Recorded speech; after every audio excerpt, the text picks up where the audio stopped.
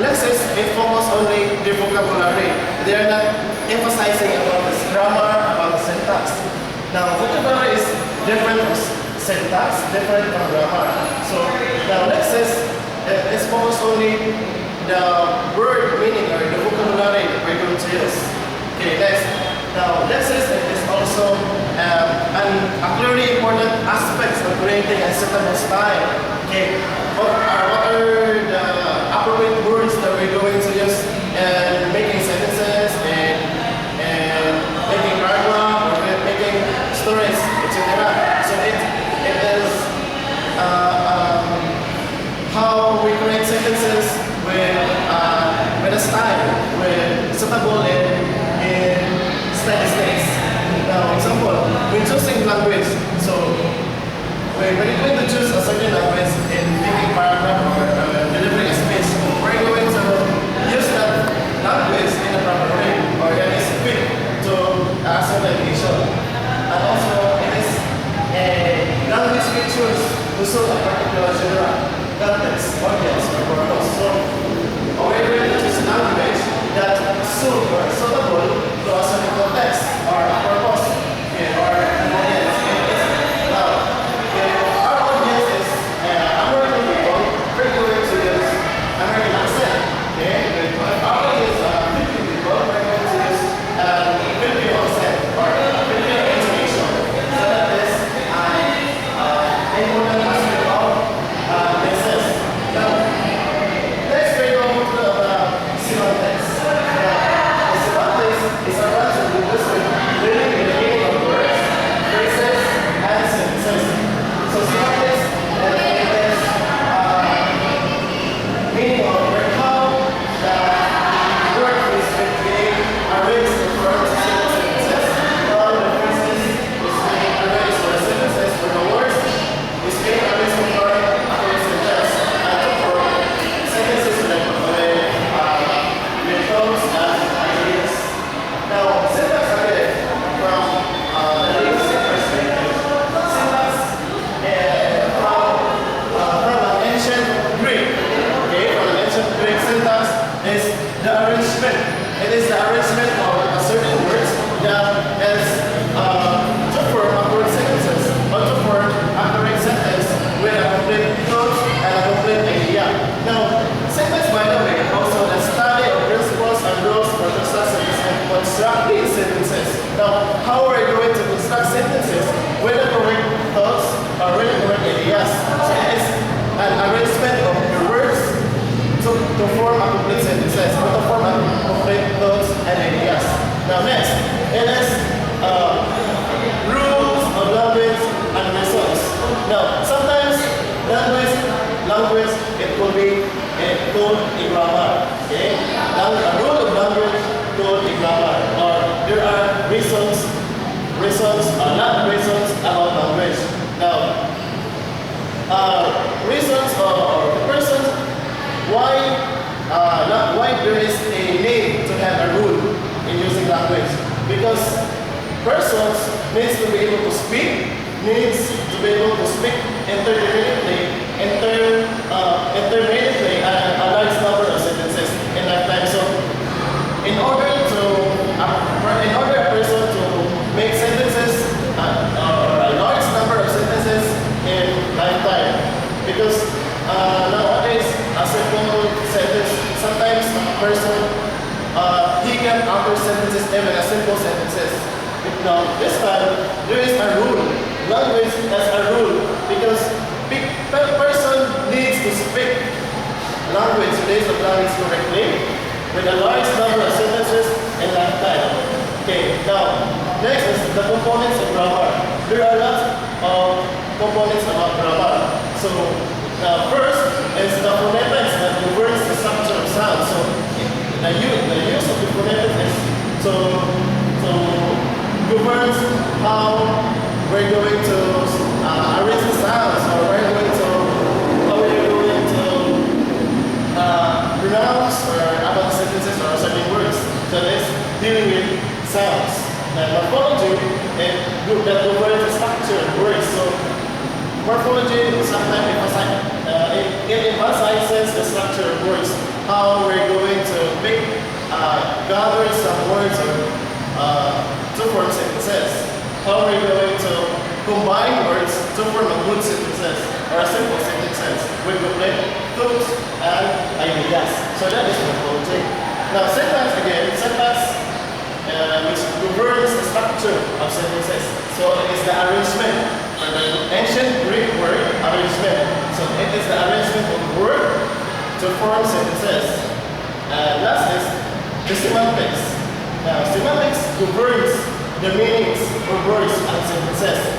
So it emphasizes the meaning of words. What is the meaning of certain words? What is the meaning of that certain vocabulary? And what is the meaning of that sentences? Or it emphasizes how a person uses different words to form different sentences. Okay, that's it. Now, next, a sentence can be described with the following tables.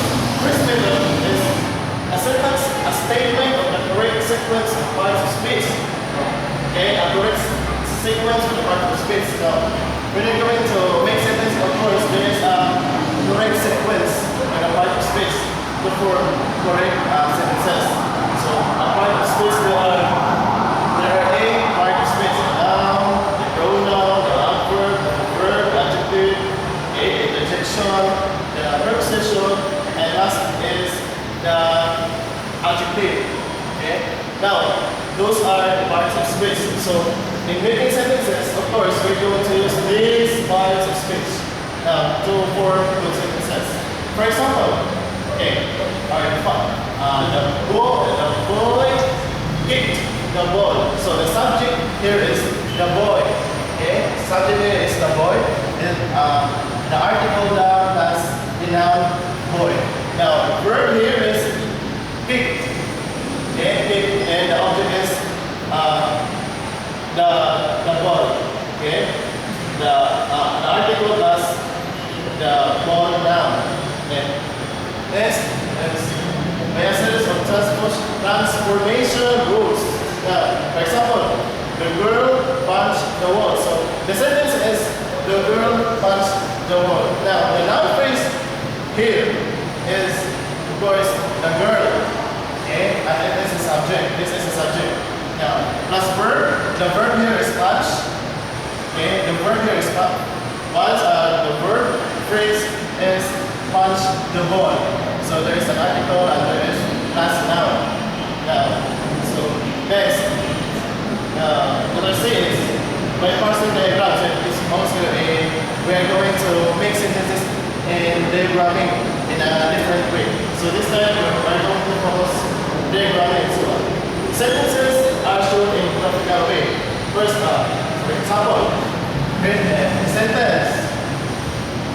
So I'm going to say that with this a noun phrase. Okay? Noun phrase. Okay? Also the verb phrase. Now, under the verb phrase, this is the subject. Okay, of course, the subject. The verb phrase is the predicate. Now, to form a noun phrase, of course, there is an article and a noun. Then the subject, article plus noun is a noun phrase. Then, and under the verb phrase, there is a noun, okay, noun phrase. So of course, the subject and the object. Okay, the object. So to form a noun phrase, of course, there is an article and noun. So, okay. Okay, to form a sentences, okay, noun phrase and the verb phrase. So, the noun phrase is the subject, under the verb phrase is the predicate. So, to form a noun phrase, there is an article. For example, and that is article. So, the article, a noun, so the subject. So, the predicate is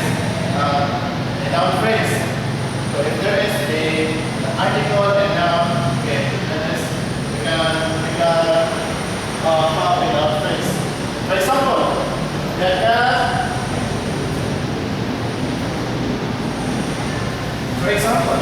Neka, ki, dera. Okay.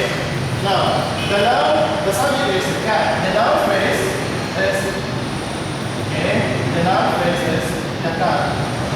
Okay. The noun is the cat. Then here is the object. The object, okay, noun phrase. This is the object.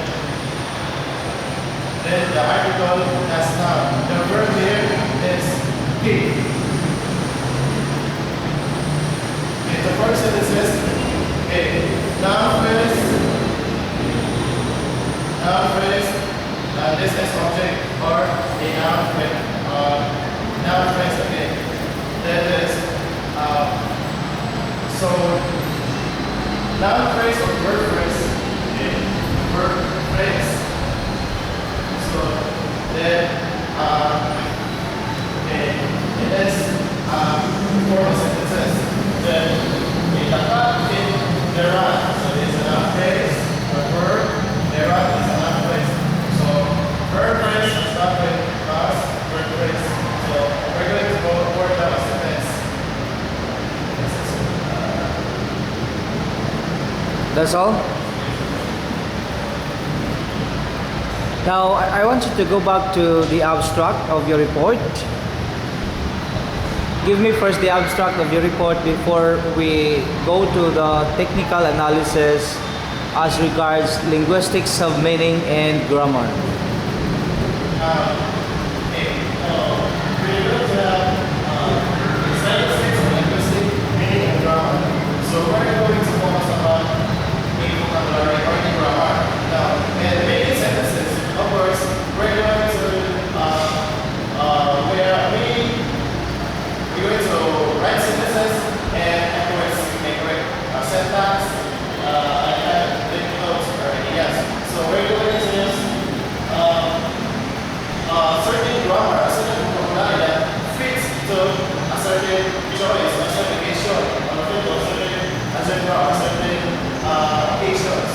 So now, syntax is very important in making sentences. So we're going to understand sentences if you syntax wrong instruction syntax. There's a wrong instruction syntax. So when you have to use the correct syntax and the appropriate vocabulary that really fits to form sentences. Now, in that case, there is a rule. So there is a rule in this case. Because this rule is implemented. It is called grammar. The rule of grammar is called grammar. This rule is implemented because as a person, we are obliged to speak correctly. Okay, we are obliged to speak correctly in a large number of sentences. We are obliged to make sentences. We can make sentences in a correct way or in a large number of sentences. So now at this moment, of course, we are going to have full of grammar, vocabulary, and a faculties. So in general, there are little issues all the time in making sentences because there's rules in sentences. So we're going to use the part of speech to understand our sentences or to understand where we're going to write. Now in your report it said that lexis is the vocabulary as opposed to other aspects like grammar and syntax. What is the difference between grammar and syntax in relation to lexis? Okay, the difference between grammar and syntax. So, when we say grammar, okay, grammar is quite similar to syntax.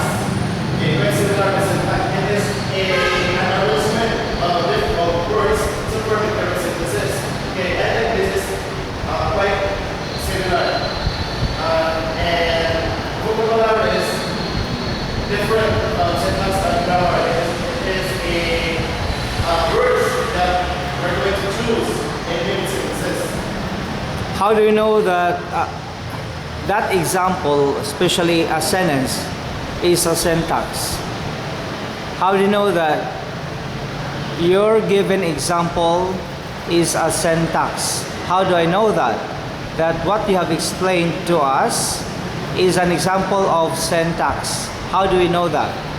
Now, okay, we can say that we can say that this example is syntax because again, syntax is an example of words.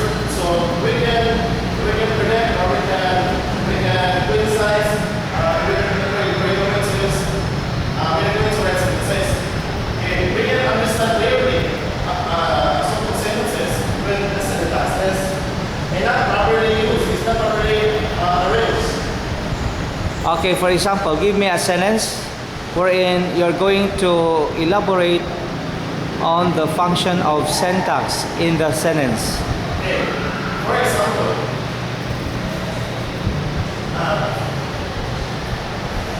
welcome, guys.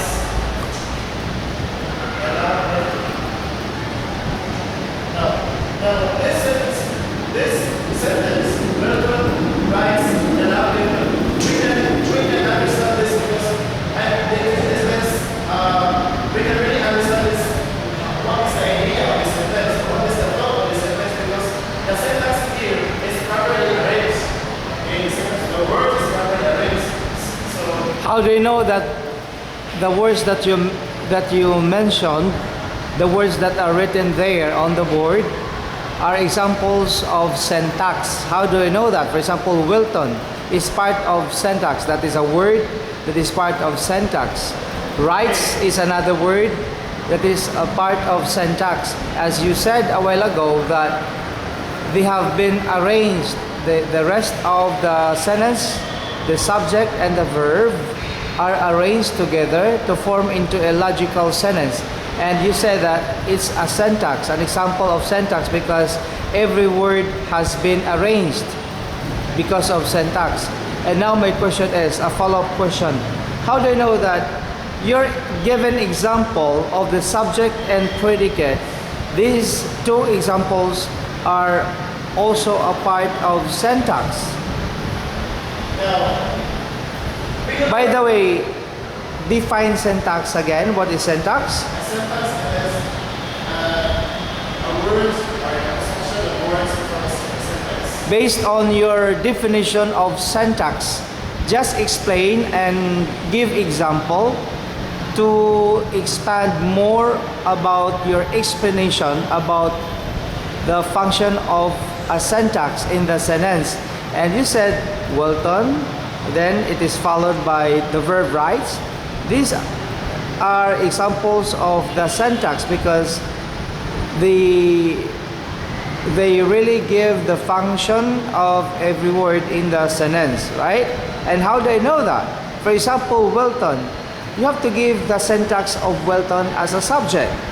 You have also to give the syntax of the verb rights as a predicate in the sentence. How do you know that this is really an example of syntax?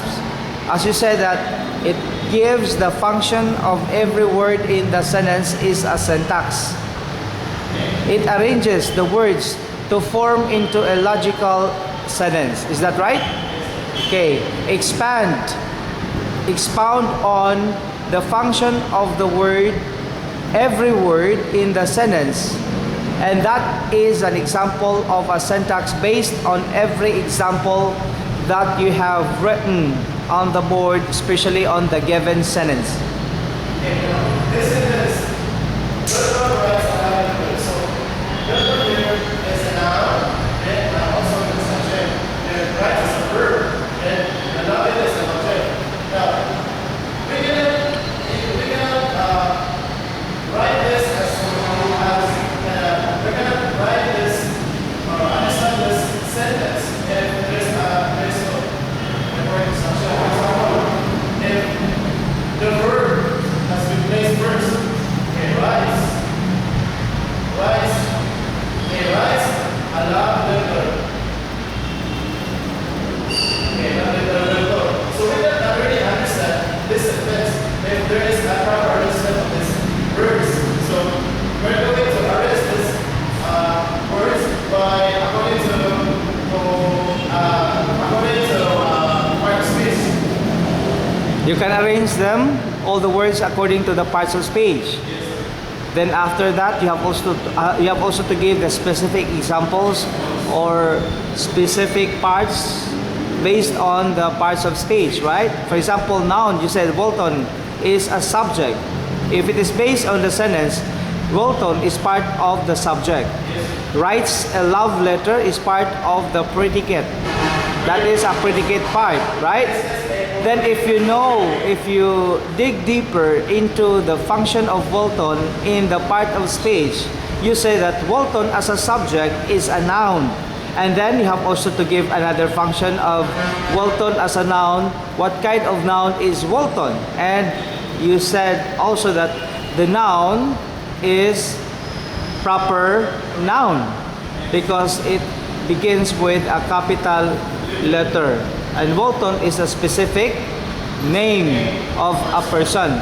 If you also expand the function of the verb as part of speech, write, then you have to ask, or you will dig deeper into what kind of verb is writes according to the tenses of verb. For example, write, what tense is the verb write?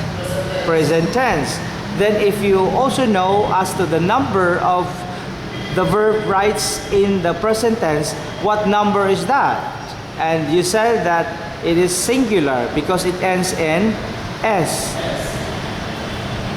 Is that what you want to explain about the syntax? Okay, now continue. Another question is the grammar. Now, if you talk about a grammar, by the way, what is the grammar all about? A grammar is... What is your understanding about grammar? Grammar, we can say grammar is a correct arrangement of words or a correct usage of simplified speech. An example is the correct usage. That is part of grammar. But what is grammar in general? It is a body of rules governing the use of language. Any language that we have in the world. So meaning that a grammar is a body of rules governing the use of language. Did you get? So we have the rules to follow. That is grammar. We call that grammatical structure. In a part of speech, according to the noun, there is a grammatical structure that you're going to make. For the part of speech, as to the verb, there is another function, another grammatical structure of the verb according to tenses, according to the subject-verb agreement. Are you aware of the grammatical structures in every part of speech that we have? Okay. Now, another question is, in your linguistics of meaning, it is stated also in your report that you have the genre, the context, the audience, and purpose. All of them are examples of the language features. Will you please expand and give more examples that fall under the language features in the study of linguistics of meaning? The genre, context, audience, and purpose. So we're going to establish that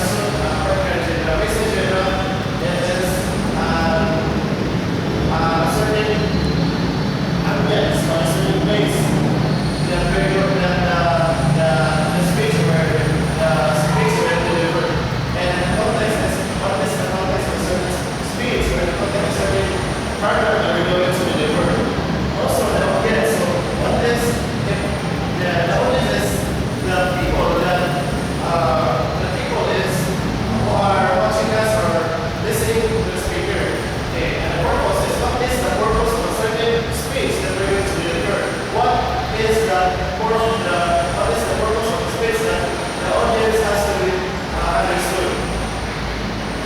Now, linguistics of meaning contains the following components of grammar. Now, number one component is about the phonetics that governs the structure of the sounds. Will you please elaborate more about this example of phonetics or the sentence itself under the components of grammar? You have the phonetics that governs the structure of sounds. What does it mean? And kindly give examples of the structures of sounds under the word phonetics. Now, phonetics refers to something sounds. We are going to be the sounds are going to pronounce certain words. Yeah. Now, in the study of sounds, take note that we have the IPA, which stands for the International Phonetic Alphabet. In the Philippines, we have the PCLS, which stands for the Philippines Center for Language Studies System of Phonetic Transcription in the Philippines. Now, in the structure of sound, because it said that we have to learn the structure of sound. The phonetic symbol under the structure of the sounds in IPA and the phonetic symbol under also the PCLS. For example, how are you going to transcribe the word C-A-T? The word is cat, cat. Now, if you do apply the phonetic symbol using the IPA and the other one, the phonetic symbol of each letter or sound, as you said, according to the PCLS. How does it point out regarding the certainty of the application of the phonetic symbol of every sound or letter? The word is cat. How do you transcribe the word cat according to the IPA, and how are you also going to transcribe the word cat according to the PCLS? Now, the word is cat. Okay. Now, if we're going to transcribe this in IPA or International Phonetic Alphabet, that becomes cat. This. According to IPA, is that cat? Is that, how do you pronounce that? Cat. Is that really the phonetic symbol of IPA, that is only a letter A? Or there is a combination of the A and the E? We call that Siamese twins in the IPA. Yes, this one. It should be the letter A and to be connected with the E. So that, is that the right Yes, sir. the right transcription of the cat according to the IPA, International Phonetic Alphabet? So let me check this one, if this is really the correct transcription. Cat, K, then in the PCLS, do you have the same Yes, sir. application? Yes, yes. Cat. For the PCLS stands for the Philippines Center for Language Studies System of Phonetic Transcription. So the two of them are the same, but there are other sounds that are also different in PCLS and in IPA. There is a word that is not the same as to the transcription if you transcribe the word in PCLS and the other one in IPA. Okay, I think there's no more question about the phonetics. Will you please proceed to the morphology? Now, one of the components of grammar is morphology. Kindly give me an example of any word that has something to do with morpheme, or examples of the morphemes. We have the bound morphemes and the bound morphemes and the free morphemes. Did you research also on that about morphology? Any knowledge, any savvy that you have about morphology? Now, with regard to morphology, it said also in the meaning on the board that morphology governs the structure of words. when you talk of governs the structure of words, you have also to know the placement of the prefix and the suffix, and also the root word. Which one is considered as the bound morpheme, and the other one is free morpheme. Which one can stand alone, and the other one cannot stand alone. Which one is also about to be connected with any of the affixes that we have, either to the root word or to the prefix, either to the root word or to the suffix. So it's up to you how you do determine the application of that particular example of morphology as far as the bound morphemes and the free morphemes are concerned. Kindly give me more examples in your own knowledge about morphology, because this is also part of our study of the introduction to stylistics, as far as linguistics of meaning and grammar are also concerned, are part also in our study today in your report. Morphology refers to structure of words. There is free and bound morpheme. Free morpheme. Free morpheme and a word that can stand alone. For example, you understand. This word understand, we cannot add suffix, but we can add suffix and prefix. We can understand, we can really, this word can really stand for example, in many sentences. Okay, so found morpheme. Okay, this word that cannot stand alone. For example, okay, and happy. Okay, we add prefix and to form the word, that the form or so in order that the word can stand alone. So and the prefix and plus happy. So the word is unhappy. Okay, so I cannot go on by giving you more questions regarding morphology. It is too broad.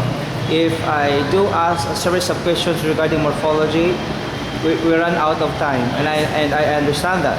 So I know that I am the only one present here in the class between you and me, and I will be the one asking you a series of questions. But for me, there's no need to ask more about examples regarding morphology, because I know that morphology, you knew also what is really the function of morphology, what is the application of that in teaching a particular language, especially in stylistics. Now, proceed to syntax. You said also in syntax a while ago that you have your own example, right, about syntax. You give the function of every word in the sentence. You wrote a while ago, Wilton writes a love letter. Now, how to determine that that is an example of a syntax? You said that, for example, the parson's page. You have to identify the sentence first, the part of the sentence, the subject part, and the other one is a predicate part. Then you identified also a while ago that Wilton is part of the subject part. Of course, that is a subject part. And writes a love letter is a predicate part. And you expand more about the function of every word that is found in the sentence according to the part of speech.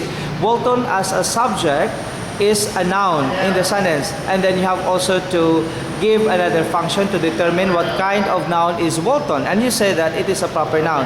As to the number of the noun, and you say that it is singular because Wilton is singular. Then writes is a verb. Then you have also to give another function of the verb according to the tenses, and you say that it is present. And then to the number of the verb, you say that it is singular.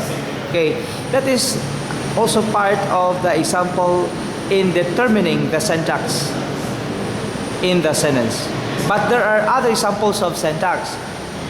Aside from giving the function of every word according to the part of speech, But there is another example of syntax wherein you have also to determine that using what? Using another structure by determining through diagramming of the sentence, by identifying also the noun phrase, the verb phrase, etc. As far as the part of speech is also concerned, the word classes are still a part there of syntax. Now let us proceed to semantics.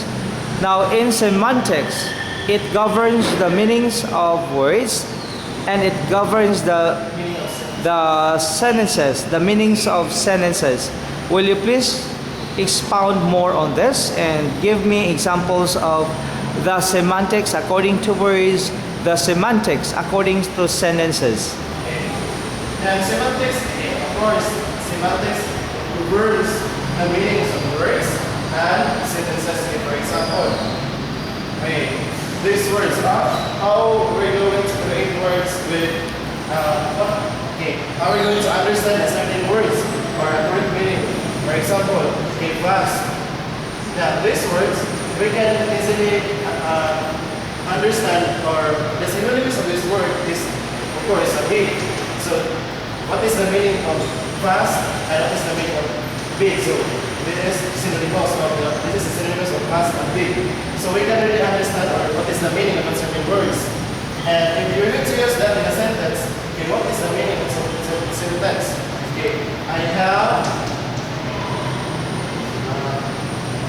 I have a big house. So we can say that when we read this certain sentence, we can say that what is the meaning of the sentence? So I have a big house, meaning we can conclude that he has a big house. So that is a meaning of certain sentence, and a meaning of certain words, the big or different words, house. In every meaning, there is a denotation and there is a connotation. So the semantics can be your denotation or can be your connotation. So you have your connotative meaning and denotative meaning. Now, will you please explain what is denotation of the word and what is connotation of the word in a sentence? In connotation, we can say that connotation is a certain sentence or a certain word. For example, the word is snake, that is literal. That is give me the denotation of a snake. What is a snake? Snake? Snake. Snake? Yeah. What is a snake? Give me the denotation of a snake. A snake, that's the denotation of a snake. Yes, we can say that a snake is, there is a snake that kills people because of the skin of the snake, slimy, is it a reptile? reptile. Slimy. The skin is slimy. What? Have you seen the snake, right? What have you observed? The characteristics, the appearance of the snake. The snake, we say denotated, we can denote the snake. We can denote this by negative factors. So Denotation, what is the difference between denotation and connotation? Denotation is the literal meaning. The connotation is the symbolism. The other meaning, not too literal. yes. So how do you Now, give the meaning of that? the snake is somewhat. It is an animal. A snake is an animal, right? Yes. But if you try to connote a snake, what does it connote? About It connotes what? about the characteristics or the characteristics of the snake. If you also try to symbolize that, aside, the connotation is just like the same as symbolism. Okay, But symbolism. when you symbolize that snake as an animal, what does it symbolize? Snake symbolizes the. For example, you're a snake in the grass. I hate you. I don't like you because you're a snake. You are a friend of mine, but you act like a snake to me. Okay, for example, they symbolize for example, when if your wife, then if I and try to court your wife, then we are best friend. If you are to court your wife, so that's why I am snake. I am. What is the right term, the right meaning of word of the snake based on your example, based on the sentence? I am a snake because I court your wife even though the two of us are best friends. Yes, sir. So what kind of snake are you now? If you use the word snake, you are a traitor, Yes, traitor. right? You are a traitor. Okay? So the semantics is not only the connotation and the denotation, but the semantics, you still have to expand more the meanings through context clue, through a definition. The semantics, when you talk of semantics, you can determine the meaning of the sentence based on a word, based on a context clue, based on the definition, based on the comparison and contrast, based on the meaning itself. Everything that is a part also of semantics aside from the connotation and the denotation. And that is also part of the semantics according to the study of linguistics that we have. Now, let's proceed. Another question is, in your sentence here, a statement of the correct sequence of the parts of speech. The subject is followed by a verb, and it is also followed by an object. For example, in a sentence, you have written the sentence like, the boy kicked the ball. Now, the boy kicked the ball. So take note of the application of the sound here, kicked using the IPA. Now, you have the two parts of the sentence, the boy as the subject part and kick the ball is the predicate part, right? You have the simple subject, which is boy, and the simple predicate is kicked, right? The complete predicate is kick the ball, the complete subject is the boy. Now, the two parts of the sentence, of course, are complete. Yes, sir. This is not a fragmentary part. This is a complete sentence. Now, you say that the subject is followed by a verb, kick, right? Yes. Then it is also followed by an object. Ball is an object. What kind of object is ball? You said, the boy kicked what? Kicked what? Kicked the ball, right? Yes, sir. So if that is an object, my question is, what kind of object is ball? Object of That the is Object of the verb. object of the verb. Yes, because it is the ball That is, modifies. no. Analyze the sentence. Are you familiar with the basic sentence patterns that we have? We have the STV, DO, SIV. First SIV. What does SIV stand for? Subject and followed by intransitive verb. For example, this is an example of intransitive verb, right? The boy kicked. Kick there as a verb is intransitive verb because it does not take an object. There's no other object. But in this example that you have, the boy kicked the ball. The ball, based on your example, is an object, is a ball. Now, my question is, what kind of object is ball? It should be your direct object. That is direct object. So, based on the pattern, the basic sentence pattern that you also learned, that the boy kicked the ball is an example of the STVDO, wherein the subject is boy, then the transitive verb is kicked. Why is it that kick is transitive verb? Because it takes an object. That object is an example of what? This is the ball is an object, and what kind of object is ball? That is direct object. So you have now the STVDO. And for your SIV there, the boy kicked is an example of SIV, right? So this is subject, kick is intransitive verb. This is SIV. Now,